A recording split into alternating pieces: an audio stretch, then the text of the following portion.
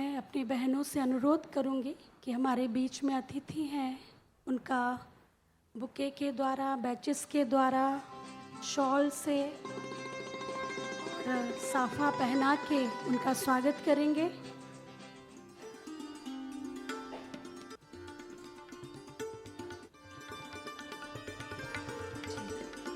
Brother के श्रीनिवासन जी,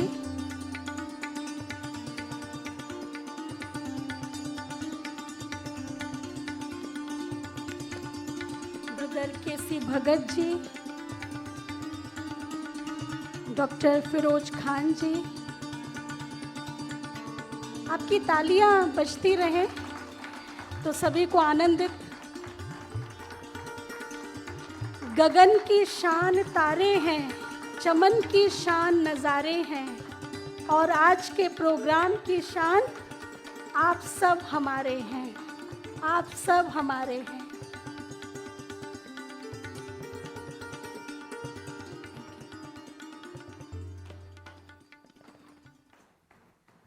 वसुधा के श्रृंगारों का, जहाँ के सहारों का, इस आंगन में करते हैं हम हार्दिक अभिनंदन, अभिनंदन, अभिनंदन। अभी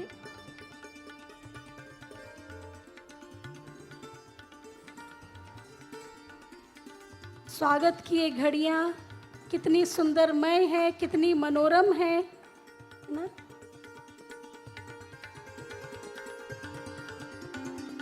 खुशियों की बहार है, प्यारा प्रभु परिवार है। सपनों से भी यह सुंदर पल अपनों का संसार है। बड़ा अच्छा लग रहा है जब अपने अतिथियों का, आप सब का ही स्वागत हो रहा है। हम सभी स्वागत में, आप सभी शायद थक गए होंगे तालियों से हम स्वागत करते रहेंगे।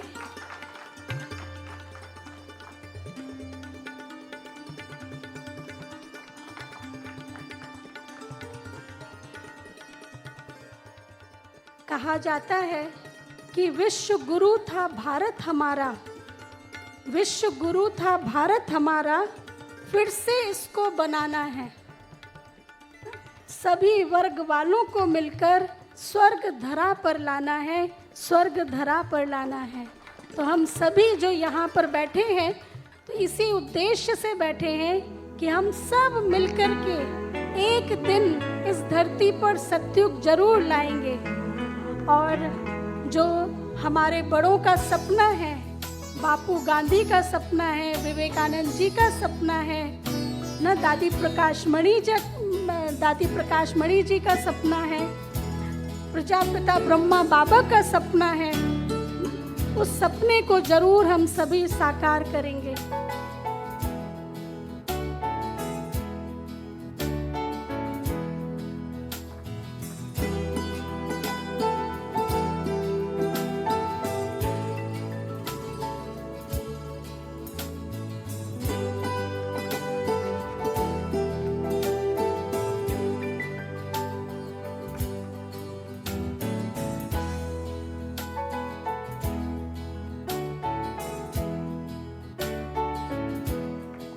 सभी का बहुत बहुत तहे दिल से, और हमारी दीदियों का भी जिन्होंने हम सभी का स्वागत किया, उनका भी तहे दिल से बहुत बहुत स्वागत है, सम्मान है।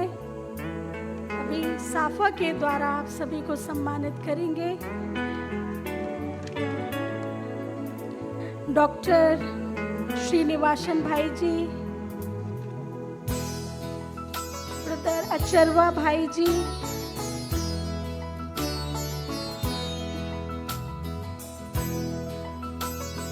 ब्रदर भगत जी, डॉक्टर फिरोज खान जी,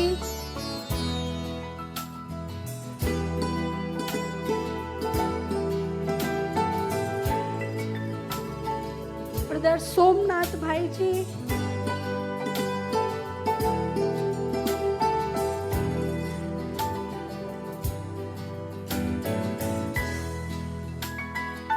डॉक्टर कुंजन आचार्य जी,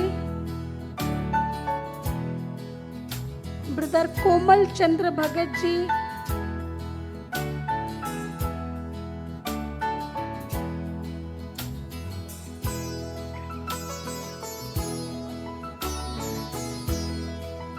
आप सभी साफा पहन करके रखिएगा, बड़ा अच्छा लग रहा। नहीं प्लीज,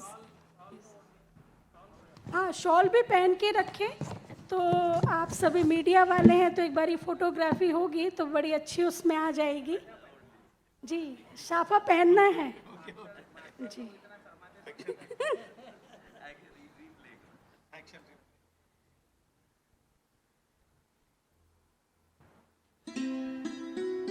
जी, और हमारे सभा में जो आप सभी बैठे हैं, आप सभी का भी मेरा है, और आप सभी का भी बहुत बहुत तहे दिल से स्वागत है, अभिनंदन है। अभी अपने लिए एक बार और जोर से ताली बजा लीजिए।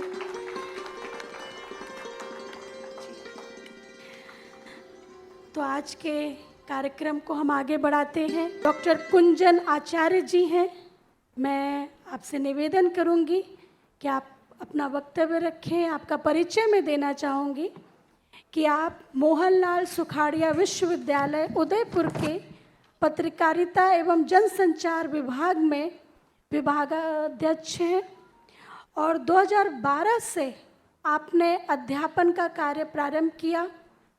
इससे पूर्व करीब 15 वर्ष मुख्य धारा की पत्रकारिता, राजस्थान पत्रिका, दैनिक भास्कर, ईटीवी राजस्थान, ईटीवी उत्तर प्रदेश, उत्तराखंड जैसे संस्थान में आपने अपनी सेवाएं दी हैं और 8 साल प्रिंट मीडिया और 7 साल इलेक्ट्रॉनिक मीडिया में संवाददाता से लेकर संपादक तक का सफ़र आपने तय किया है। और आपकी कुल 7 पुस्तकें प्रकाशित हैं। इसमें एक कविता संग्रह एक टुकड़ा आसमान को 2001 में साहित्य अकादमी पुरस्कार से नवाजा गया। आप राजस्थान माध्यमिक शिक्षा बोर्ड की 12वीं की हिंदी पत्रकारिता शिक्षण की अनिवार्य पुस्तक संवाद सेतु का लेखन कार्य भी करते हैं, वो भी उसके भी आप सदस्य हैं।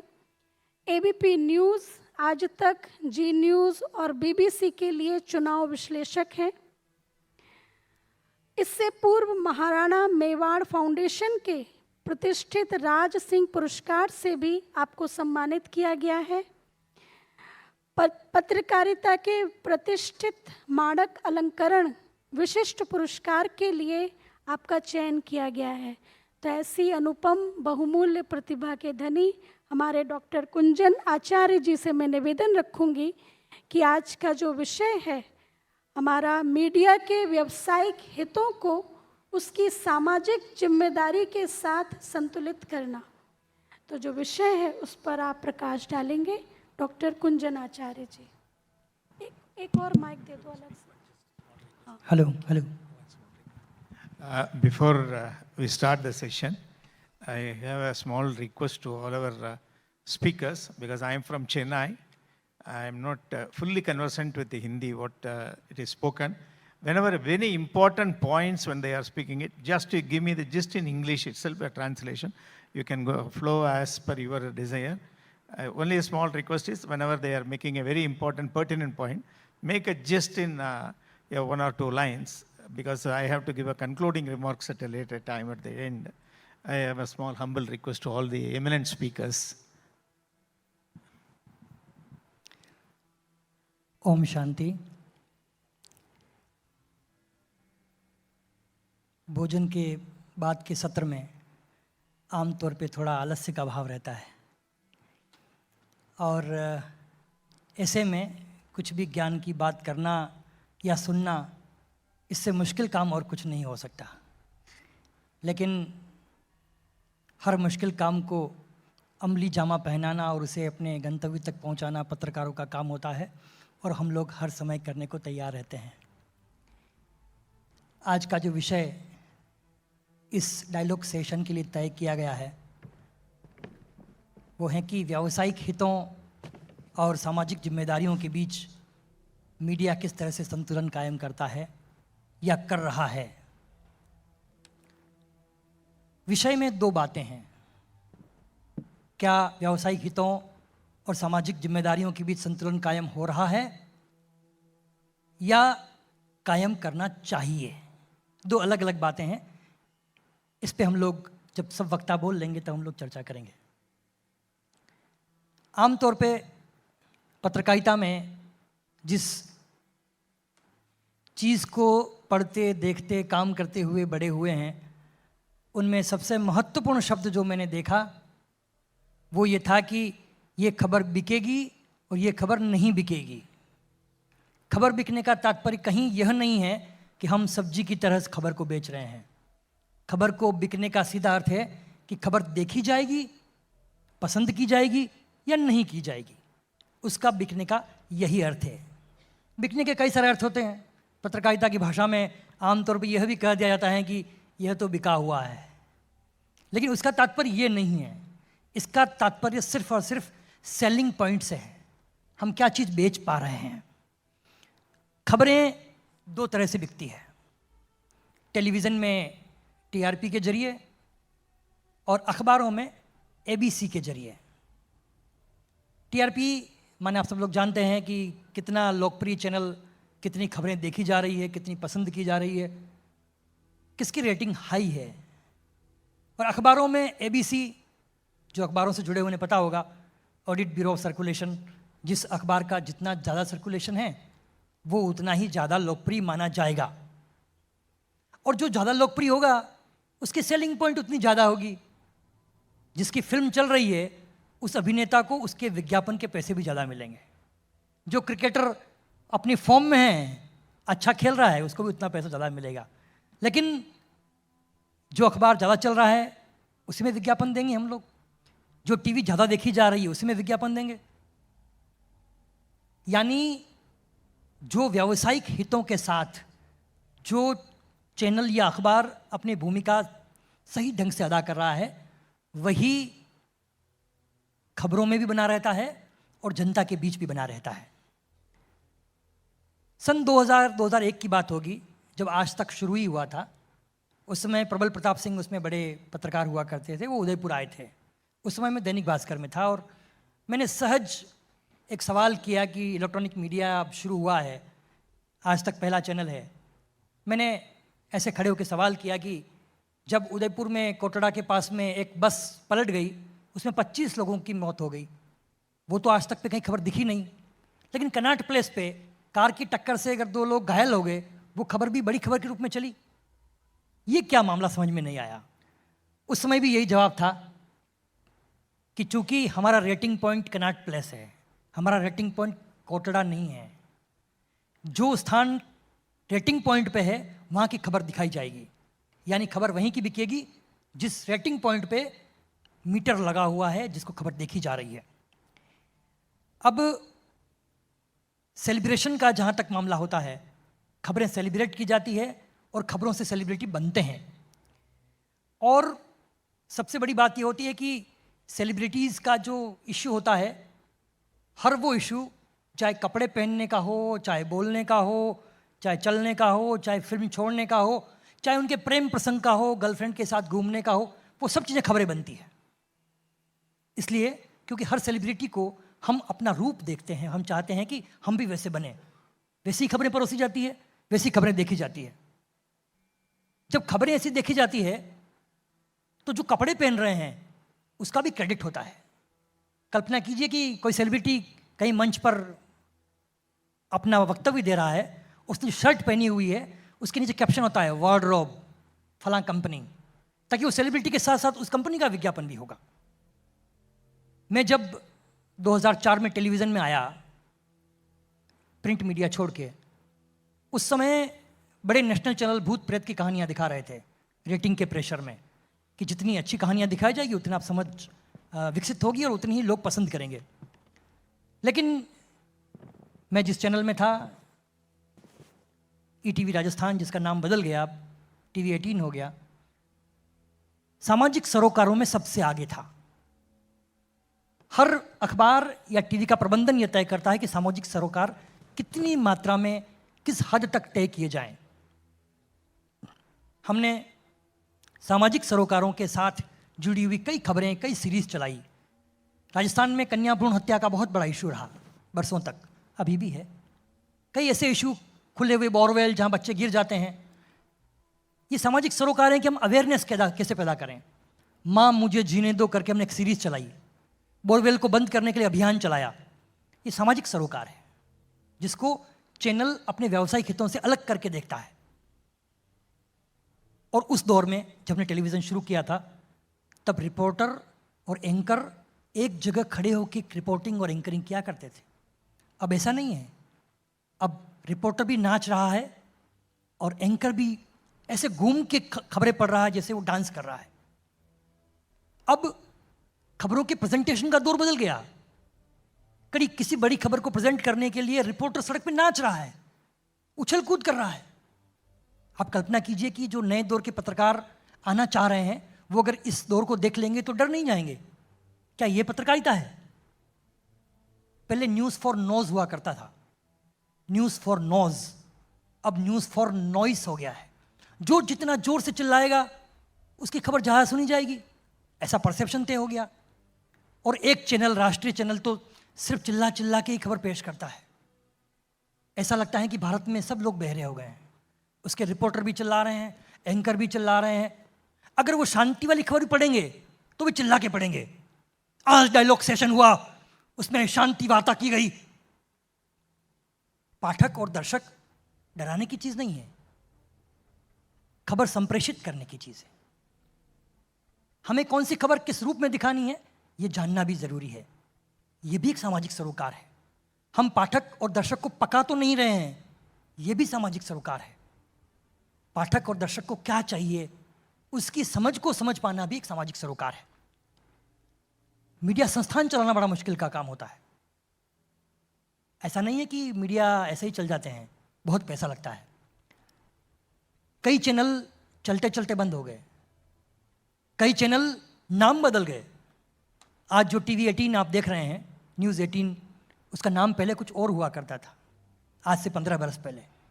कुछ मालिक बदले, फिर नाम बदल गया, फिर मालिक बदले, कुछ और नाम बदल गया।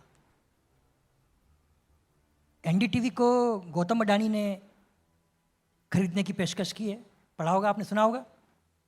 29.18% शेयर खरीद लिए हैं और 26% और खरीदने की हसरत है।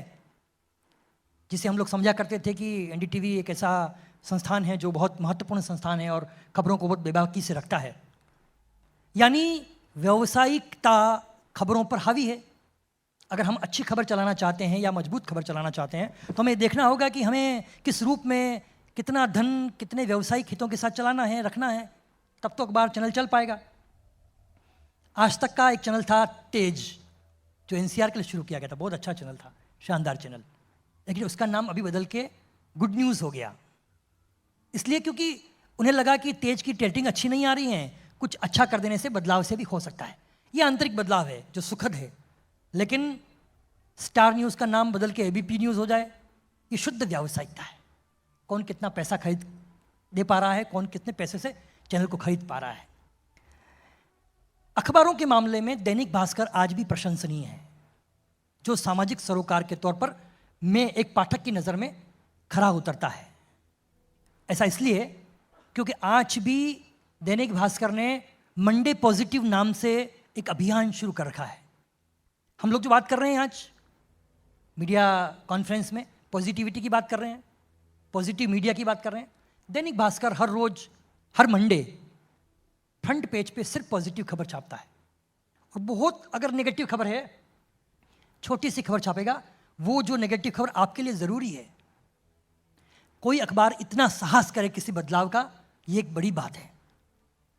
ऐसे भी कई अखबार हैं जिनको ये कहते सुना जाता है कि अगर पूरे अखबार में विज्ञापन दे दिए जाएं, खबर एक भी ना हो तब भी चलेगा, क्योंकि विज्ञापन से ही अखबार चल रहा है। पाठक क्या है? पाठक को तो हम जो परोस देंगे वो उसे पढ़ना है। अगर ये सोच जिंदा रहेगी तो मुझे लगता है कि व्यावसायिकता हावी रहेगी और सामाजिक जिम्मेदारियां दूर होती चली जाएगी। ये जो सामाजिक जिम्मेदारियां शब्द है, इसको कॉर्पोरेट में CSR बोलते हैं, कॉर्पोरेट सोशल रिस्पॉन्सिबिलिटी। आप कहेंगे कि सामाजिक जिम्मेदारी अलग होती है टेलीविज़न की, CSR अलग होती है, दोनों एक कैसे हो सकता है? दोनों एक इसलिए मैं कह रहा हूँ क्योंकि अखबार भी तो प्रोफेशन ही है। अब मिशन तो रहा नहीं, थोड़ा थोड़ा कमीशन भी हो गया है और प्रोफेशन जो है बहुत वैसा हो गया है कि हम लोग अपने व्यावसायिक हितों को सर्वोपरि रख के मानते हैं। तो ऐसे में सामाजिक जिम्मेदारियों को निभाना भी CSR की कैटेगरी में आ जाएगा। हम चैरिटी कब करते हैं? जब हमारे पास खुद के पास पैसे हों। हम 2 रोटी कब दान कर सकते हैं? जब हमारा पेट भरा हुआ हो। तो अगर मीडिया संस्थान अपने खुद ही घाटे में चल रहा है, व्यावसायिकता के लिए, विज्ञापनों के लिए काम कर रहा है, ऐसे में क्या हम ये अपेक्षा करेंगे कि वो उन सामाजिक सरोकारों की बात करेगा जिससे व्यावसायिकता जुड़ी हुई नहीं है, जिससे विज्ञापन नहीं आएगा, जिससे रेटिंग नहीं आएगी, जिसको लोग पढ़ेंगे नहीं? व्यावसायिक हितों की बात तब होती है जब संस्थान अपने कामों को व्यावसायिक गति से चला पा रहा हो, सुचारू ढंग से चला पा रहा हो। पत्रकारिता में आज स्ट्रिंगर्स का दौर है। हर दौर में आप लोग भी जानते होंगे, कई लोग हैं जो स्ट्रिंगर्स मिले हैं। पहले ऐसा होता था कि स्ट्रिंगर खबरें दिया करते थे। आज अगर कहीं स्ट्रिंगर होगा तो प्रबंधन कहेगा आप अपनी सैलरी भी विज्ञापन से निकाल लीजिएगा, हम आपको फला जगह स्ट्रिंगर बना देते हैं। महसूस किया होगा आपने भी कभी कभी? हैं कोई स्ट्रिंगर्स? हम जिस चैनल के लिए काम कर रहे हैं, या तो सैलरी के साथ में विज्ञापन लाइए या अपनी सैलरी इस विज्ञापन से निकालिए। ऐसे में आप कल्पना कर सकते हैं कि कोई स्ट्रिंगर या रिपोर्टर बहुत ईमानदारी से रिपोर्टिंग कर पाएगा? नहीं कर पाएगा, क्योंकि वो अपने पहले पेट भरने का इंतजाम करेगा, तब तो दूसरी चीज़ कर पाएगा। ऐसे में जब चैरिटी की बात होती है तो विज्ञापनों का प्रेशर इतना होता है कि जिसकी कल्पना आम आदमी नहीं कर सकता। अब टेलीविज़न में जहाँ तक खबरों के सवाल है, टेलीविज़न मनोरंजन का भी साधन है। पहले एक टीवी हुआ करता था जिसको सब लोग बैठ के देखते थे। अब हर बेडरूम में टीवी है, हर कमरे में टीवी है, और यहाँ तक आपके जेब में जो मोबाइल है उसका भी कायाकल्प हो गया है, वो भी टीवी का रूप हो गया है। उसमें वो सब कुछ देख सकते हैं जो टेलीविज़न पर हैं। और इसीलिए अब जेब में अगर मोबाइल आ गया है तो आप वो सब कुछ देख पा रहे हैं जो अपने माँ बाप के साथ बैठ के नहीं देख पाते थे। तो व्यावसायिक हितों में वो अश्लीलता, वो अभद्रता, वो जो न्यूडिटी, वो जो चीज़ रोकनी चाहिए थी वो भी आ गई है। ऐसे में आप ये कल्पना करें कि लोगों के मनोरंजन के बीच में आपको कोई प्रेम की, सामाजिक सरोकार की बात सुना दे तो क्या आप पचा पाएंगे उसे? नहीं पचा पाएंगे। कंटेंट की लड़ाई चल रही है पूरे देश में, पूरे वर्ल्ड में, और इंटरनेट सबसे क्रूर हथियार है। मैं क्रूर हथियार इसलिए कह रहा हूं क्योंकि इंटरनेट पे वही टिकता है जिसके कंटेंट में दम होता है। हर क्षण ये लड़ाई है कि कौन हमारे पोर्टल पे, कौन हमारे वीडियो पर, कौन हमारे लिखे हुए पर रुक जाए। 2 सेकंड ही रुक जाए, 5 सेकंड ही रुक जाए। कब रुक पाएगा? जब उसमें मसाला होगा, ऐसी कोई चीज़ होगी जो आकर्षित कर पाती होगी, ऐसी कोई चीज़ होगी जो बता पाती होगी आपकी चीज़, आपके मन की बात को। अदरवाइज इंटरनेट उन चीज़ों को नीचे धकेल देता है जो अप्रासंगिक हो जाती है, उन चीज़ों को भी नीचे धकेल देता है जिस पर लाइक्स कम होते हैं, उन चीज़ों को भी नीचे धकेल देता है जो सामाजिक सरोकार की होती है लेकिन हमारे काम की नहीं होती है। ऐसे में जब क्राइम, क्रिकेट और सेक्स, 3 ऐसी चीज़ें जो खबरों में सर्वाधिक दिखाई पड़ती है, ऐसे में अगर सामाजिक सरोकार की बात करेंगे तो मुझे लगता है कि आम वो व्यक्ति जो व्यावसायिक हितों से अनजान होता है उसके लिए एक ऐसा प्रश्न होगा जो अखबार वालों के और टीवी वालों के लिए भी बड़ा मुश्किल होता है। कंटेंट की लड़ाई में टेलीविज़न के बाद एक नया प्लेटफॉर्म आया है, एकदम नया प्लेटफॉर्म, जिसको हम लोग OTT कहते हैं। सबसे खतरनाक है, इंटरनेट का बाय प्रोडक्ट। उस कंटेंट में ना तो सेंसरशिप है, ना उसका कोई काट छांट है, और ना कोई रोकने की कोई प्रथा है, ना कोई रोकने की परंपरा है। ऐसे में वो सब कुछ दिखा रहा है जो आपके अवचेतन में कहीं ना कहीं दबा छिपा था, जो टेलीविज़न पे नहीं देखा जा सकता था। ऐसे में आप किसी वेब सीरीज को देखते हुए बीच में 30 सेकंड के बाद विज्ञापन आता है तो आप झुंझला जाते हैं। झुंझलाते हैं ना, ये विज्ञापन क्यों आ गया? फेसबुक पे कंटेंट देखते हुए विज्ञापन आ जाता है, झुंझला जाते हैं। उसको चलाने के लिए भी पैसा चाहिए। इन व्यावसायिकताओं के बीच अगर हम सामाजिक सरोकारों की बात करते हैं तो मुझे लगता है कि बहुत मुश्किल का दौर हो जाता है। हमारी जेब में पड़ा हुआ मोबाइल, हमारे जेब में पड़े हुए मोबाइल के बीच का जो कंटेंट है वो हमारी आंखों और अंगूठे के बीच कितनी देर टिक पा रहा है, ये सबसे महत्वपूर्ण सवाल है। और सबसे आखिरी बात, हम कहते हैं कि सामाजिक सरोकार इसलिए अप्रासंगिक है क्योंकि उसे देखना पसंद नहीं करते हैं। न बच्चे देखना पसंद करते हैं, न बड़े देखना पसंद करते हैं। आज से 2 दशक पहले रामायण और महाभारत के किरदारों को हमने अपने अपने परिवार में, घर में, समाज में अंगीकार कर लिया था। याद है ना सबको महाभारत का दौर। लेकिन दोस्तों, जब जीवन थम जाता है, जब सब कुछ थम जाता है, तब हम पीछे लौटते हैं।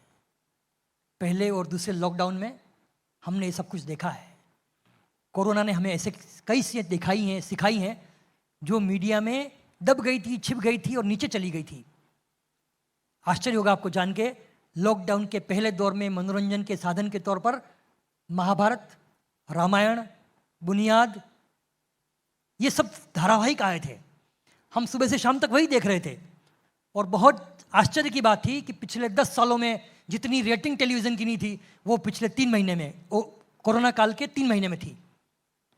इसका मतलब ये हुआ कि उस दौर में जो हम लोग थम गए थे, तब हम OTT नहीं देख रहे थे, हम लोग फिल्में नहीं देख रहे थे, हम लोग महाभारत देख रहे थे, रामायण देख रहे थे। हम आपाधापी के दौर में हमारे पहिए नहीं थमेंगे, हमारा शरीर नहीं रुकेगा, हमारा मन स्थिर नहीं होगा, तब तक हम सामाजिक सरोकार की बात नहीं कर पाएंगे, धार्मिक आस्था की बात नहीं कर पाएंगे। तो ये दौर भागम भाग का दौर है, आपाधापी का दौर है। ऐसे में मीडिया भी आपाधापी वाला है। मीडिया वो सब कुछ दिखा रहा है जो व्यावसायिकता के लिए ज़रूरी है। हम सबको इस व्यावसायिकता के बीच में भी सामाजिक सरोकारों की बात करनी है, समझनी है और प्रेजेंट करनी है, क्योंकि आप भी सब पत्रकार हैं, हम लोग भी पत्रकार हैं। सामाजिक सरोकार होंगे तो पत्रकारिता भी स्वस्थ होगी, बेहतर होगी। इन्हीं बातों के साथ शुभकामनाएं। बहुत बहुत शुक्रिया डॉक्टर कुंजन आचार्य जी का। बहुत सुंदर तरीके से आपने हमें बताया कि कैसे बैलेंस बना के रखना है और पत्रकारिता किस तरह से हमारे जीवन में महत्वपूर्ण योगदान देती है।